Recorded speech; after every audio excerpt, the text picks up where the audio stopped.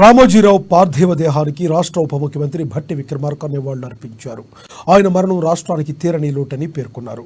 రామోజీరావు కుటుంబ సభ్యులను పరామర్శించి ఓదార్చారు. అనేక సమస్యలు, ఈ ప్రాంతానికి సంబంధించిన అనేక సామాజిక సమస్యలు కూడా పత్రికాముఖంగా ఎప్పటికప్పుడు బయటకు తీసుకొని వస్తాం.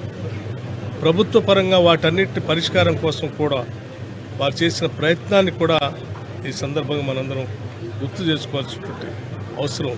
వారి కేంద్ర రాష్ట్ర ప్రభుత్వాలు ఎప్పుడు కూడా గౌరవిస్తూ అనేక రకాలైనటువంటి గౌరవ పురస్కారాలు అందించినటువంటి విషయం కూడా మనందరికీ తెలిసింది. వారి మరణం నిజంగా ఒక లౌకిక వాదంతో కూడినటువంటి ఒక తాత్వికవేత్త. ఆయన అటువంటి తాత్వికవేత్త హైదరాబాద్ నగరంలో ఒక అద్భుతమైనటువంటి ప్రపంచం తలమానికగా ఉన్నటువంటి రామోజీ ఫిలిం సిటీ లాంటి దాన్ని కూడా నిర్మించి తెలంగాణకి ఒక ఔన్నత్యాన్ని, ఒక గొప్పతనాన్ని కూడా తీసుకొచ్చిన సంగతి కూడా మనం మర్చిపోకూడదు.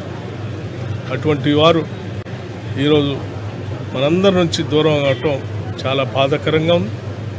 రాష్ట్ర ప్రభుత్వం తరఫున ముఖ్యంగా మా ముఖ్యమంత్రి రేవంత్ రెడ్డి గారు కూడా మంత్రివర్గ సహచరులు అందరితో మాట్లాడి వారు అత్యవసర కారణాల వల్ల, రాజకీయపరమైన అవసరాల వల్ల ఢిల్లీలో ఉండటం, మేమంతా మాట్లాడుకొని ఇంతటి గౌరవప్రదమైనటువంటి వ్యక్తి ఈరోజు మనందరి నుంచి దూరం అయినటువంటి సందర్భంలో రాష్ట్ర ప్రభుత్వం తరఫు నుంచి ఒక గౌరవ పురస్కారంతో ప్రభుత్వ అధికారిక లాంఛనాలతో వారి అంత్యక్రియలు చేయాలని చెప్పి కూడా ప్రభుత్వ పరంగా